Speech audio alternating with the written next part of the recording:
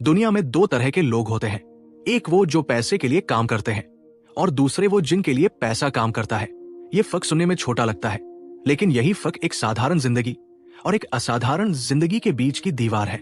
Warren Buffett ने कभी कहा था कि अगर तुम सोते वक्त भी पैसा नहीं कमा रहे तो तुम जिंदगी भर काम करते रहोगे।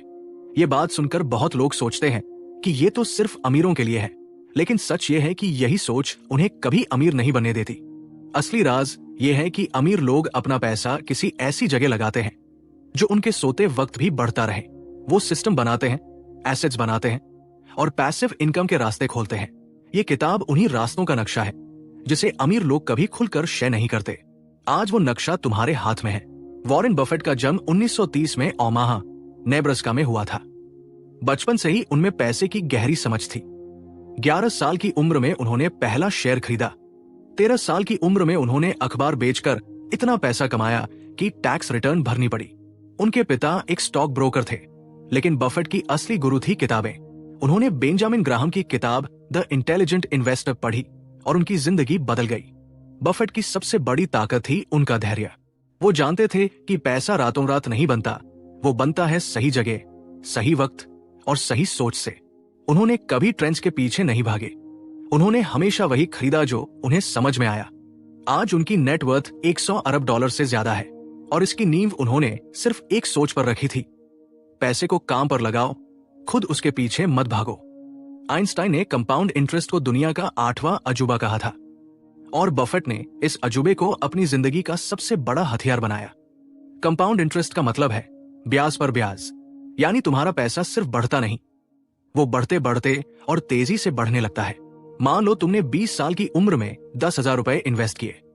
अगर उस पर सालाना 12% रिटर्न मिले तो 40 साल की उम्र में वो पैसा लगभग 90,000 रुपए हो जाएगा और 60 साल की उम्र में वो लगभग 8 लाख रुपए। सिर्फ 10,000 से 8 लाख बिना कुछ किए। यही है कंपाउंड इंटरेस्ट का जादू। बफेट ने कहा, मेरी ज्यादातर दौलत 50 साल की उम्र के बाद आई, क्योंकि कंपाउंडिंग को वक्त चाहिए। इसीलिए जितना जल्दी शुरू करो उतना ज्यादा फायदा। वक्त ही सबसे बड़ा इन्वेस्टमेंट है जो तुम कर सकते हो। रॉबर्ट कियोस्की ने कहा था, अमीर लोग एसेट्स खरीदते हैं, गरीब लोग लायबिलिटीज खरीदते हैं और उन्हें एसेट्स समझते हैं। यही सबसे बड़ी गलती है जो लोग करते हैं। एसेट वो चीज है जो तुम्हारी जेब में पैसा डालती है, लायबिलिटी वो चीज है जो तुम्हारी जेब से पैसा निकालती है। तुम्हारी नई गाड़ी एक लायबिलिटी है, वो हर साल वैल्यू खोती है और मेंटेनेंस मांगती है। लेकिन अगर वही गाड़ी तुम ओला या उबर पर चलाते हो तो वो एसेट बन सकती है। तुम्हारा घर जिसमें तुम रहते हो एक लायबिलिटी है, लेकिन अगर तुम उसे किराए पर दो तो वो एसेट बन जाती है। बफेट ने हमेशा वही खरीदा जो उनकी जेब में पैसा डाले। उन्होंने कभी फ्लैशी जिंदगी नहीं जी। आज भी वो वही घर में रहते हैं जो उन्होंने 1958 में खरीदा था, क्योंकि वो जानते हैं कि दिखावे में पैसा जाता है, एसेट्स में पैसा आता है। दुनिया में पैसा 3 भाषाएं बोलता है, अर्न्ड इनकम, पोर्टफोलियो इनकम और पैसिव इनकम। अर्न्ड इनकम वो है जो तुम काम करके कमाते हो। जब तुम काम करते हो पैसा आता है, जब नहीं करते नहीं आता। ये सबसे आम और सबसे कमजोर तरीका है। पोर्टफोलियो इनकम वो है जो शेयर्स, म्यूचुअल फंड्स या बॉन्ड से आती है।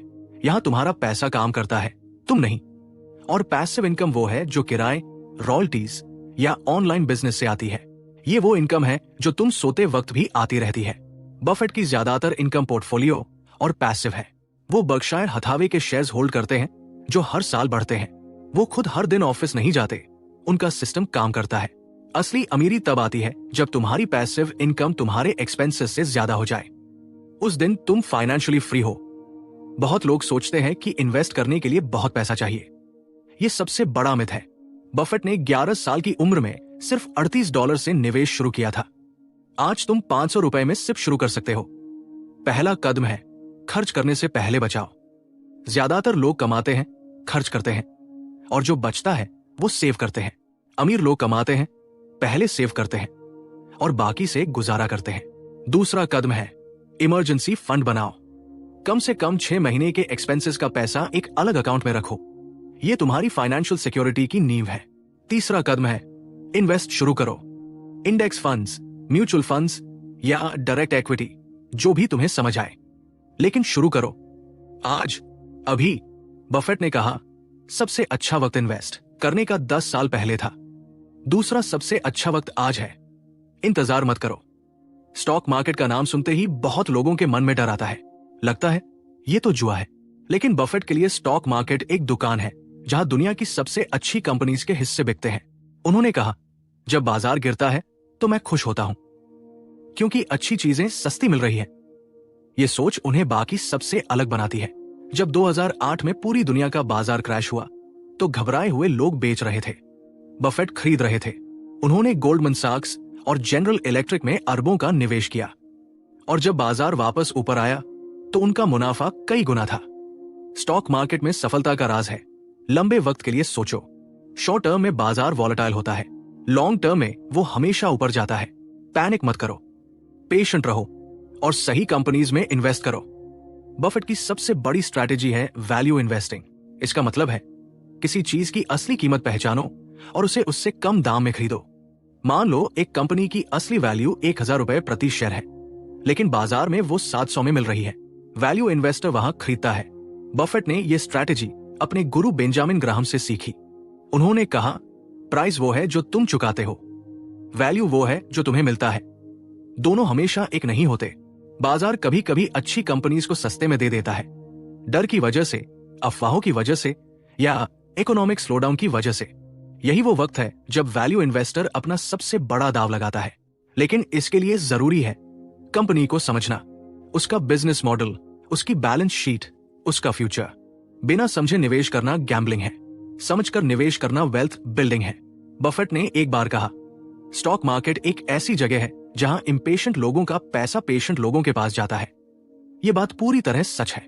ज्यादातर लोग इन्वेस्ट करते हैं और कुछ हफ्तों में पैसा बढ़ता न देख बेच देते हैं, फिर कोई और स्टॉक लेते हैं, फिर बेचते हैं। इस तरह वो बार बार नुकसान उठाते हैं। बफेट ने कोका कोला के शेयर्स 1988 में खरीदे थे। आज भी वो उन्हें होल्ड करते हैं। उनकी इन्वेस्टमेंट कई 100 गुना बढ़ चुकी है। उन्होंने वॉशिंगटन पोस्ट में भी दशकों तक इन्वेस्ट किया। क्यों?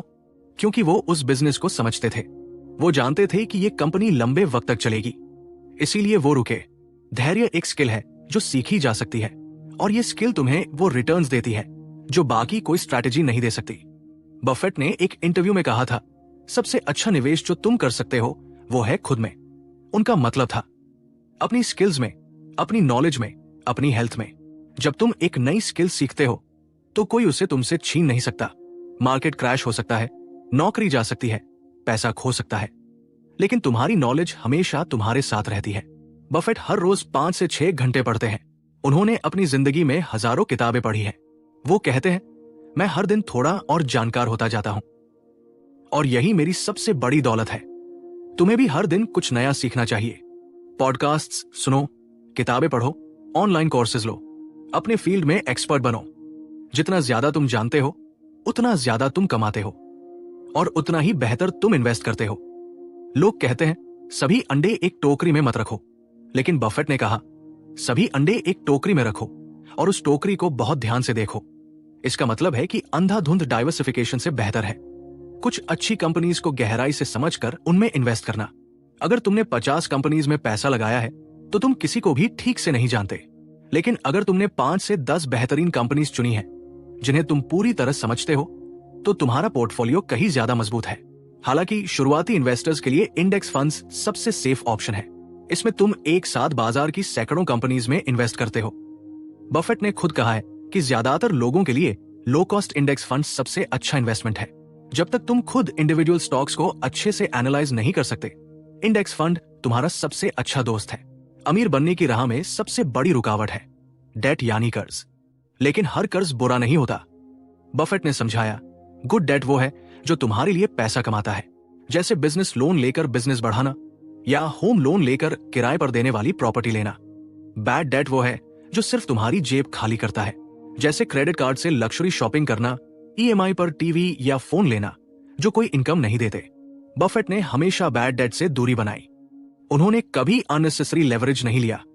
वो कहते हैं जो इंसान डेट में डूबा है वो कभी फ्रीली इन्वेस्ट नहीं कर सकता, क्योंकि उसकी सारी इनकम लोन चुकाने में जाती है।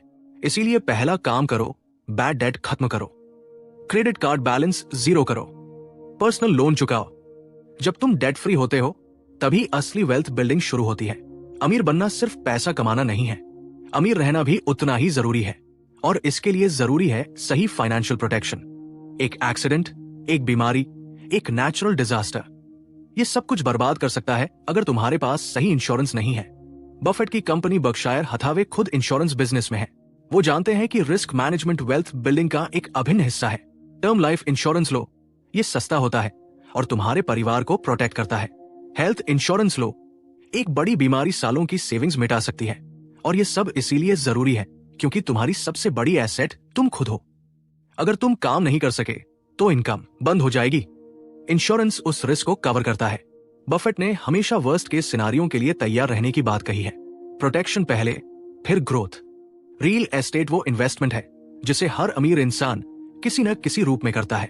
वॉरेन बफेट ने कहा, अगर मैं छोटा इन्वेस्टर होता तो मैं रेंटल प्रॉपर्टीज में इन्वेस्ट करता। रियल एस्टेट के 2 फायदे होते हैं। पहला, अप्रिशिएशन, यानी समय के साथ प्रॉपर्टी की वैल्यू बढ़ती है। दूसरा, रेंटल इनकम, यानी हर महीने किराए से इनकम आती है। ये वो पैसिव इनकम है जो तुम्हारे सोते वक्त भी काम करती है। लेकिन रियल एस्टेट में स्मार्ट इन्वेस्ट करना जरूरी है। लोकेशन सबसे जरूरी फैक्टर है। वो एरिया चुनो जहां पॉपुलेशन बढ़ रही हो, इंफ्रास्ट्रक्चर डेवलप हो रहा हो और जॉब अपॉर्चुनिटीज हो। ऐसी जगहों पर प्रॉपर्टी की वैल्यू तेजी से बढ़ती है। रियल एस्टेट इन्वेस्टमेंट ट्रस्ट्स यानी आरईआईटीज एक और तरीका है। इसमें तुम बिना प्रॉपर्टी खरीदे रियल एस्टेट में इन्वेस्ट कर सकते हो। ये उन लोगों के लिए बढ़िया है जिनके पास बड़ा कैपिटल नहीं है। बफेट ने कहा, अगर तुम किसी बिजनेस के मालिक नहीं हो तो तुम हमेशा किसी और के सपने के लिए काम करते रहोगे। ये बात कड़वी है लेकिन सच है। नौकरी इनकम देती है, बिजनेस वेल्थ देता है। फर्क यह है कि नौकरी में तुम्हारा वक्त बिकता है, बिजनेस में तुम्हारा सिस्टम काम करता है। लेकिन बिजनेस शुरू करने के लिए लाखों रुपए की जरूरत नहीं है। आज डिजिटल दुनिया में तुम बहुत कम इन्वेस्टमेंट से बिजनेस शुरू कर सकते हो। Freelancing, blogging, YouTube channel, online courses, e commerce, ये सब ऐसे रास्ते हैं जो बिना बड़े कैपिटल के शुरू हो सकते हैं। बफेट ने खुद बचपन में च्यूइंग गम बेचकर न्यूज़पेपर्स डिलीवर करके बिजनेस शुरू किया था। उन्होंने हर मौके को पहचाना और उस पर काम किया। तुम्हारे आसपास भी ऐसे मौके हैं, बस नजर खोलनी है और शुरुआत करनी है। वॉरेन बफेट और चार्ली मुंगर ने हमेशा कहा, वेल्थ बाहर नहीं बनती, पहले अंदर बनती है। तुम्हारा माइंडसेट ही तुम्हारी सबसे बड़ी एसेट या सबसे बड़ी लायबिलिटी हो सकती है। अगर तुम सोचते हो मैं कभी अमीर नहीं बन सकता तो तुम सही हो, और अगर तुम सोचते हो मैं सीखूंगा, मैं बदलूंगा, मैं बनाऊंगा, तो तुम भी सही हो। माइंडसेट की यही ताकत है। स्कैर्सिटी माइंडसेट वाला इंसान हर जगह कमी देखता है, अबंडेंस माइंडसेट वाला इंसान हर जगह मौका देखता है। बफेट का माइंडसेट हमेशा ग्रोथ ओरिएंटेड रहा। उन्होंने रिसेशन में भी अपॉर्चुनिटी देखी, उन्होंने फेलियर में भी लेसन देखा। उन्होंने कभी मार्केट को ब्लेम नहीं किया, गवर्नमेंट को ब्लेम नहीं किया। उन्होंने हमेशा खुद से पूछा, मैं इस सिचुएशन में क्या कर सकता हूं? यही सवाल तुम्हें भी पूछना है। बफेट आज भी वही घर में रहते हैं जो उन्होंने 1958 में $31,500 में खरीदा था। वो मैकडोनल्ड्स में ब्रेकफास्ट खाते हैं, वो सेकंड हैंड चीजें खरीदते हैं। दुनिया के सबसे अमीर लोगों में से एक, और इतनी सिंपल जिंदगी। क्यों? क्योंकि वो जानते हैं कि दिखावे में पैसा जाता है, एसेट्स में पैसा आता है। आज की जेनरेशन सोशल मीडिया देखकर दूसरों जैसी जिंदगी जीने की कोशिश करती है। नया फोन, नई गाड़ी, ब्रांडेड कपड़े, ये सब लायबिलिटीज है। हर अननेसेसरी खर्च एक इन्वेस्टमेंट का मौका है जो तुमने गवाया। इसका मतलब ये नहीं कि जिंदगी का मजा मत लो। इसका मतलब है कॉन्शियसली खर्च करो। हर खर्च से पहले पूछो, क्या ये मेरी जिंदगी को बेहतर बनाता है या सिर्फ ईगो को सेटिस्फाई करता है? ये एक सवाल तुम्हारी जिंदगी बदल सकता है। अमीर लोग टैक्स से नहीं डरते, वो टैक्स को समझते हैं और वो उसे लीगली मिनिमाइज करते हैं। बफेट ने कहा, it's not what you make, it's what you keep. यानी तुम कितना कमाते हो ये जरूरी नहीं, जरूरी यह है कि कितना बचाते हो। Capital gains tax, dividend tax, income tax, ये सब पैसे कमाने के अलग अलग तरीकों पर अलग अलग दरों से लगते हैं। लॉन्ग टर्म कैपिटल गेन्स पर टैक्स कम होता है, इसीलिए बफेट लंबे वक्त के लिए होल्ड करते हैं। टैक्स सेविंग इंस्ट्रूमेंट्स जैसे ELSS, PPF, NPS, ये सब लीगल तरीके हैं जिनसे तुम टैक्स बचा सकते हो। एक अच्छा CA या फाइनेंशियल एडवाइजर रखो जो तुम्हारी टैक्स प्लानिंग करे। बहुत लोग टैक्स बचाने में इतना पैसा छोड़ देते हैं जो उनकी साल भर की सेविंग्स से ज्यादा होता है। टैक्स को समझना वेल्थ बिल्डिंग का एक क्रूशियल हिस्सा है। बफेट ने अपनी 99% दौलत चैरिटी में देने का वादा किया है। उन्होंने बिल गेट्स के साथ मिलकर दी गिविंग प्लेज बनाई। एक मूवमेंट जहां दुनिया के अमीर लोग अपनी ज्यादातर दौलत समाज के लिए देने का वादा करते हैं। बफेट का मानना है, जो समाज ने मुझे दिया वो वापस करना मेरी जिम्मेदारी है। ये सोच बहुत जरूरी है। जब तुम सिर्फ लेने की सोचते हो तो एक सीमा आती है, लेकिन जब तुम देने की सोचते हो तो यूनिवर्स तुम्हें और देता है। जेनरोसिटी एक स्पिरिचुअल लॉ है, जो बांटता है वो बढ़ता है। इसके अलावा बफेट ने अपनी लेगेसी की भी बात की। वो चाहते हैं कि उनके बाद भी उनका काम चलता रहे। तुम भी सोचो, तुम्हारे जाने के बाद तुम क्या छोड़ जाना चाहते हो? पैसा, वैल्यूज या एक ऐसी लेगेसी जो दूसरों की जिंदगी बेहतर बनाए? ये किताब, ये ज्ञान, ये सब तभी काम आएगा जब तुम एक कदम उठाओगे। आज, अभी। बफेट ने कहा, the best time to plant a tree was 20 years ago. The second best time is now. तुम्हारी उम्र चाहे 20 हो या 50, शुरुआत करने में कभी देर नहीं होती। आज एक सिप शुरू करो। आज एक किताब खरीदो जो फाइनेंस सिखाए। आज अपने एक्सपेंसेस का हिसाब लगाओ। आज एक छोटा सा इन्वेस्टमेंट अकाउंट खोलो। ये छोटे छोटे कदम ही एक दिन बड़ी दौलत बनते हैं। याद रखो, अमीर लोगों के पास कोई जादू नहीं होता। उनके पास होती है सही जानकारी, सही आदतें और सही माइंडसेट। ये तीनों चीजें तुम भी हासिल कर सकते हो। और इस किताब में वो सब कुछ है जो तुम्हें शुरुआत करने के लिए चाहिए। बस एक कदम उठाओ और फिर रुकना मत। अमीर लोगों की सबसे बड़ी आदत होती है उनका सुबह का रूटीन। वॉरेन बफेट हर सुबह उठकर सबसे पहले अखबार पढ़ते हैं। Wall street journal, financial times और कई बिजनेस पब्लिकेशंस। वो जानकारी को अपनी सबसे बड़ी ताकत मानते हैं। उन्होंने कहा, मैं अपना 80% वक्त पढ़ने और सोचने में लगाता हूं। ये सुनकर बहुत लोग चौंकते हैं। दुनिया का सबसे अमीर इन्वेस्टर पढ़ने में वक्त लगाता है, मीटिंग्स में नहीं। इसका मतलब यह है कि डिसीजन मेकिंग के लिए जानकारी सबसे जरूरी है। जो इंसान ज्यादा जानता है वो बेहतर फैसले लेता है, और बेहतर फैसले बेहतर रिजल्ट्स देते हैं। तुम्हारा सुबह का रूटीन क्या है? अगर तुम फोन स्क्रॉल करके दिन शुरू करते हो तो तुम अपना सबसे कीमती वक्त बर्बाद कर रहे हो। सुबह का 1 घंटा पढ़ने में लगाओ। ये आदत तुम्हारी जिंदगी बदल देगी। बफेट की सबसे अनोखी बात यह है कि उन्होंने हमेशा वही किया जो वो समझते थे। उन्होंने इसे सर्कल ऑफ कॉम्पिटेंस कहा। इसका मतलब है अपनी एक्सपर्टीज की सीमाएं जानो। जब 1990 में .com बूम आई तो सब लोग टेक्नोलॉजी स्टॉक्स में पैसा लगा रहे थे। बफेट ने नहीं लगाया, क्योंकि वो कहते थे, मुझे टेक्नोलॉजी बिजनेस ठीक से समझ नहीं आता, इसलिए मैं उसमें इन्वेस्ट नहीं करूंगा। लोगों ने उनका मजाक उड़ाया, लेकिन जब 2000 में .com बबल फटा और लाखों लोगों का पैसा डूबा तो बफेट का पैसा सुरक्षित था। बाद में उन्होंने एप्पल में इन्वेस्ट किया, जब उन्हें समझ आया कि एप्पल एक टेक्नोलॉजी कंपनी नहीं, एक कंज्यूमर ब्रांड है। यही विजडम है। अपनी स्ट्रेंथ्स को पहचानो, अपनी लिमिटेशंस को जानो और हमेशा उसी दायरे में काम करो जहां तुम एक्सपर्ट हो। बफेट ने एक बार कहा, हमारा फेवरेट होल्डिंग पीरियड है फॉरएवर। यह बात सुनकर लगता है कि यह ज्यादा हो गया, लेकिन इसके पीछे गहरी विजडम है। जब तुम किसी कंपनी में इसलिए इन्वेस्ट करते हो कि अगले महीने प्रॉफिट होगा तो तुम ट्रेडर हो। जब तुम इसलिए इन्वेस्ट करते हो कि यह कंपनी अगले 20 साल में बहुत बड़ी होगी तो तुम इन्वेस्टर हो। यह फर्क बहुत बड़ा है। ट्रेडिंग में ज्यादातर लोग पैसा खोते हैं, लॉन्ग टर्म इन्वेस्टिंग में ज्यादातर लोग पैसा बनाते हैं। बफेट ने कोका कोला में 1988 में इन्वेस्ट किया और आज भी होल्ड करते हैं। उनका रिटर्न हजारों % है। American express, Wells Fargo, Apple सब लॉन्ग टर्म होल्ड्स हैं। ये स्ट्रैटेजी काम करती है क्योंकि अच्छी कंपनी समय के साथ बढ़ती है, इकोनॉमी बढ़ती है और कंपाउंड इंटरेस्ट अपना जादू दिखाता है। लॉन्ग टर्म सोचो, लॉन्ग टर्म जीतो। इन्फ्लेशन वो दुश्मन है जो चुपचाप तुम्हारे पैसे की वैल्यू खाता रहता है। अगर इन्फ्लेशन 6% है और तुम्हारे सेविंग्स अकाउंट में 4% इंटरेस्ट मिल रहा है तो असल में तुम हर साल 2% गरीब हो रहे हो। ये बात बहुत कम लोग समझते हैं। बफेट ने कहा, इन्फ्लेशन एक टैक्स है जो हर किसी पर लगता है, लेकिन जो इन्वेस्ट नहीं करते उन पर ज्यादा। इन्फ्लेशन से लड़ने का सबसे अच्छा तरीका है ऐसी जगह इन्वेस्ट करो जो इन्फ्लेशन से ज्यादा रिटर्न दे। इक्विटी यानी शेयर बाजार हिस्टोरिकली इन्फ्लेशन को हराता है। रियल एस्टेट भी इन्फ्लेशन के साथ या उससे ज्यादा ग्रो करती है। गोल्ड भी एक इन्फ्लेशन हेज है। बफेट ने बिजनेसेस में इन्वेस्ट किया जो अपनी प्राइसेस बढ़ा सकती हैं, जैसे कोका कोला। जब कॉस्ट्स बढ़ते हैं वो प्राइस बढ़ा देती है। इसीलिए ऐसी कंपनीज में इन्वेस्ट करो जिनकी प्राइसिंग पावर हो।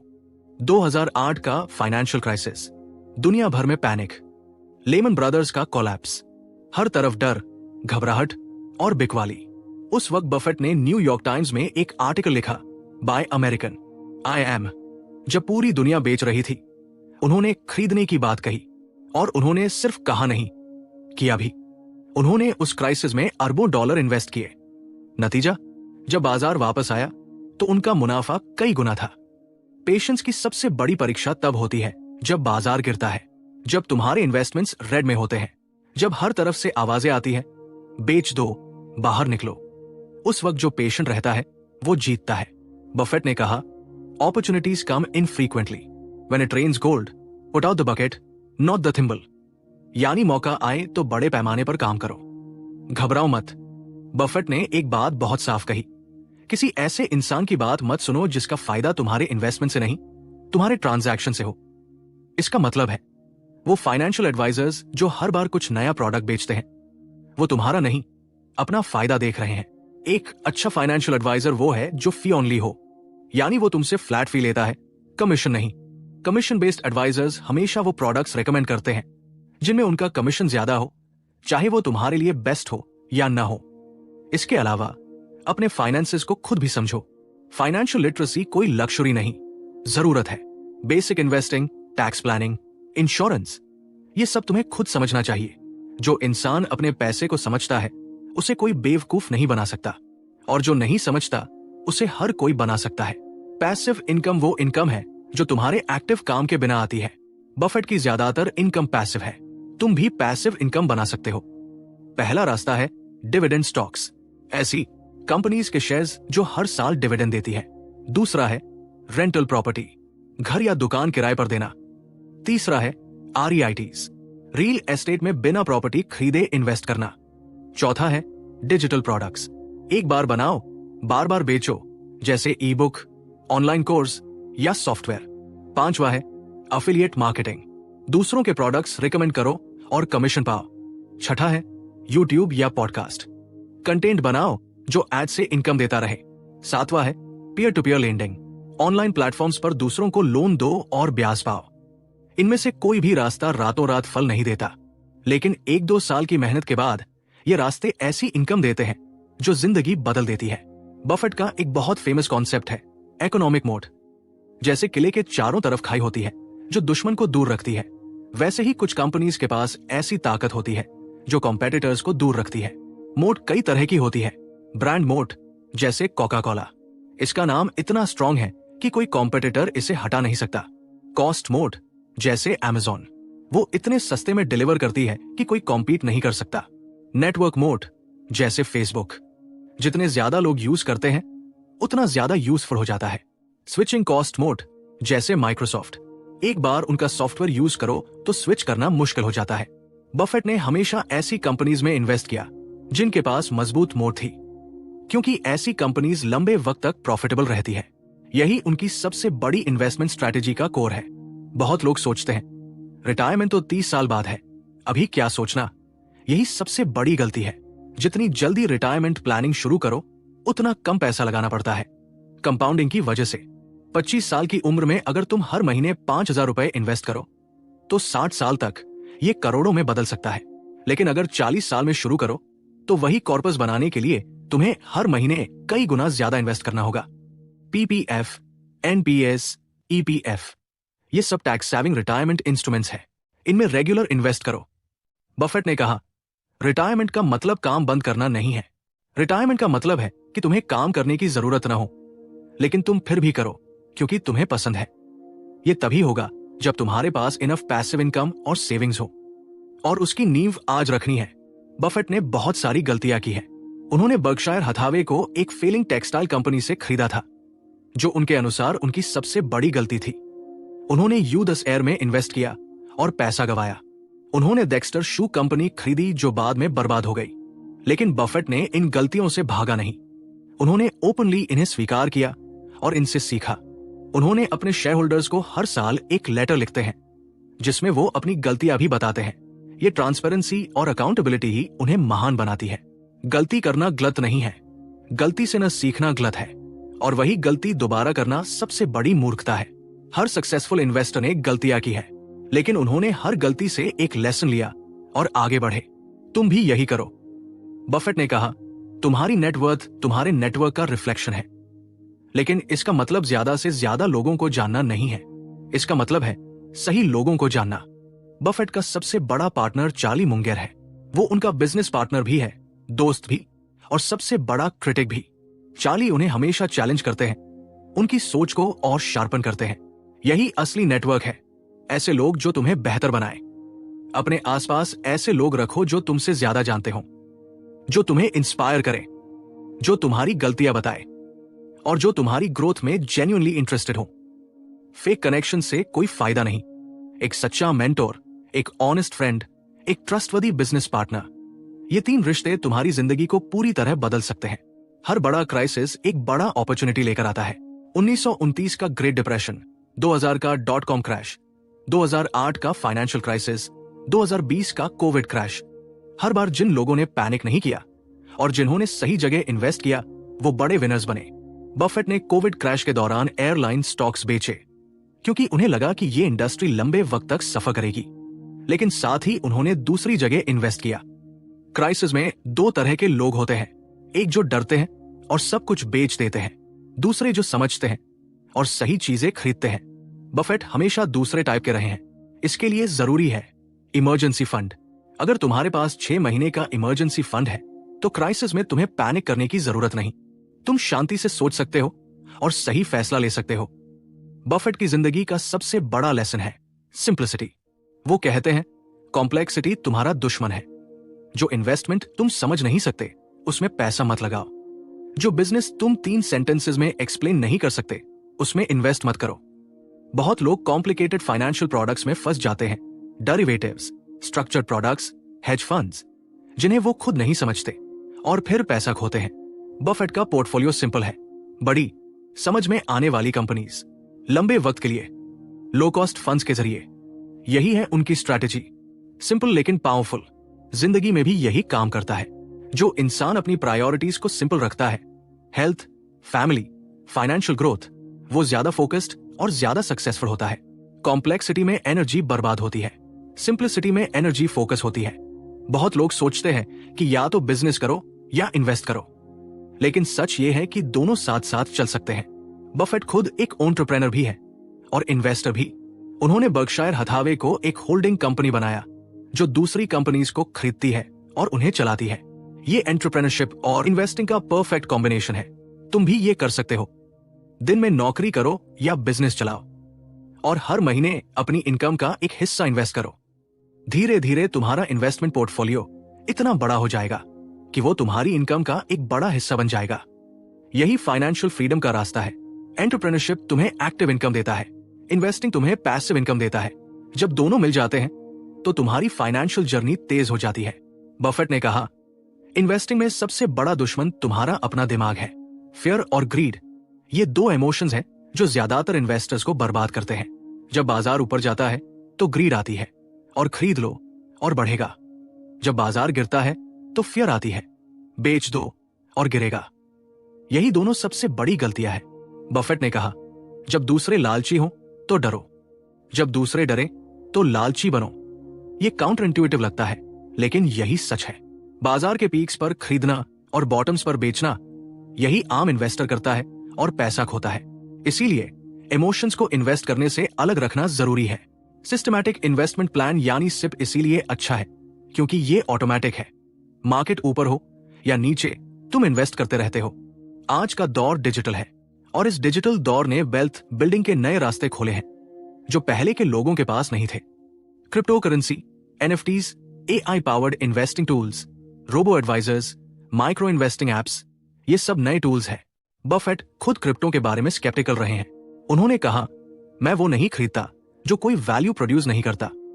लेकिन टेक्नोलॉजी कंपनीज में उन्होंने एप्पल में बड़ा इन्वेस्टमेंट किया। डिजिटल एज में तुम्हारे पास अपॉर्चुनिटीज है जो पहले नहीं थी। तुम घर बैठे ग्लोबल मार्केट्स में इन्वेस्ट कर सकते हो। यूग stocks, international ETFs, digital gold, सब कुछ एक ऐप पर अवेलेबल है। लेकिन इन अपॉर्चुनिटीज के साथ रिस्क्स भी है। इसीलिए बफेट का रूल याद रखो, वही खरीदो जो तुम समझते हो। डिजिटल टूल्स को यूज करो, लेकिन बिना समझे उनके पीछे मत भागो। बफेट ने अपने बच्चों को बहुत पैसा नहीं दिया। उन्होंने कहा, मैं उन्हें इतना दूंगा कि वो कुछ भी कर सके, लेकिन इतना नहीं दूंगा कि उन्हें कुछ करने की जरूरत न पड़े। ये फिलॉसफी बहुत जरूरी है। पैसा देना लेगेसी नहीं है, फाइनेंशियल एजुकेशन देना लेगेसी है। अपने बच्चों को बचपन से ही पैसे की समझ दो। उन्हें बताओ कि पैसा कैसे कमाते हैं, कैसे बचाते हैं और कैसे बढ़ाते हैं। उन्हें पिगी बैंक दो, फिर सेविंग्स अकाउंट दो। उन्हें छोटे छोटे फाइनेंशियल डिसीजंस खुद लेने दो। ये स्किल्स उनकी जिंदगी में किसी डिग्री से ज्यादा काम आएंगी। आज के स्कूल सिस्टम में फाइनेंशियल एजुकेशन नहीं है, इसलिए ये जिम्मेदारी पेरेंट्स की है। अगर तुम आज ये सीख रहे हो तो ये ज्ञान अपने बच्चों तक जरूर पहुंचाओ।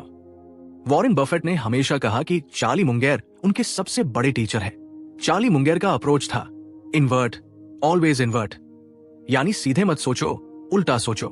सवाल ये मत पूछो कि मैं अमीर कैसे बनूंगा, सवाल ये पूछो कि मैं गरीब क्यों रहूंगा और उन कारणों को कैसे रिमूव करूं। ये थिंकिंग बिल्कुल अलग रिजल्ट्स देती है। मुंगेर ने मेंटल मॉडल्स का कॉन्सेप्ट दिया। उन्होंने कहा, अगर तुम्हारे पास सिर्फ एक टूल है तो तुम हर प्रॉब्लम को उसी से सॉल्व करने की कोशिश करोगे। इसीलिए फिजिक्स, साइकोलॉजी, हिस्ट्री, इकोनॉमिक्स सब कुछ से सीखो। जितने ज्यादा मेंटल मॉडल्स तुम्हारे पास होंगे उतनी बेहतर तुम्हारी डिसीजन मेकिंग होगी, और बेहतर डिसीजंस का मतलब है बेहतर फाइनेंशियल आउटकम्स। मुंगेर ने 99 साल की उम्र तक पढ़ना बंद नहीं किया। यही उनकी और बफेट की असली ताकत थी। बफेट ने एक इंटरव्यू में कहा, मैं मेजर ऑफ सक्सेस को इस बात से नहीं करता कि मेरे पास कितना पैसा है, मैं इससे करता हूं कि मुझे कितने लोग जेन्युइनली प्यार करते हैं। ये बात एक ऐसे इंसान की है जिसके पास 100 अरब डॉलर से ज्यादा है। असली अमीरी सिर्फ बैंक बैलेंस नहीं है, असली अमीरी है सुबह उठकर वो काम करना जो तुम्हें पसंद हो, ऐसे लोगों के साथ वक्त बिताना जो तुम्हें पसंद हो, अच्छी हेल्थ, मानसिक शांति और एक ऐसी जिंदगी जिसमें तुम्हें किसी के सामने झुकना न पड़े। पैसा इन सब चीजों को आसान बनाता है, लेकिन खुद में ये चीजें नहीं है। इसीलिए वेल्थ बिल्डिंग के साथ साथ रिलेशनशिप्स, हेल्थ और पर्सनल ग्रोथ पर भी ध्यान दो। जो इंसान सिर्फ पैसे के पीछे भागता है वो एक दिन थक जाता है। जो इंसान पर्पस के पीछे चलता है वो कभी नहीं थकता। ये पूरी किताब, ये सारे चैप्टर्स, ये सब ज्ञान, इसका एक ही मकसद था, तुम्हें ये बताना कि अमीर बनना किसी खास इंसान के लिए नहीं है। ये उस इंसान के लिए है जो सीखने को तैयार है, बदलने को तैयार है और शुरू करने को तैयार है। वॉरेन बफेट ने 11 साल की उम्र में शुरू किया था। तुम्हारी उम्र चाहे जो हो, तुम्हारी कहानी आज से शुरू हो सकती है। पहला कदम, आज 500 रुपए की सिप शुरू करो। दूसरा कदम, एक फाइनेंशियल किताब पढ़ो। तीसरा कदम, अपने खर्चों का हिसाब लगाओ और एक बजट बनाओ। चौथा कदम, एक स्किल सीखो जो तुम्हारी इनकम बढ़ाए। ये छोटे छोटे कदम एक दिन बड़ी मंजिल बन जाते हैं। बफेट का सबसे आखिरी और सबसे जरूरी मैसेज ये है, the best investment you can make is in your self. खुद में इन्वेस्ट करो, खुद पर ट्रस्ट करो और शुरू करो, क्योंकि तुम्हारी कहानी अभी शुरू होती है।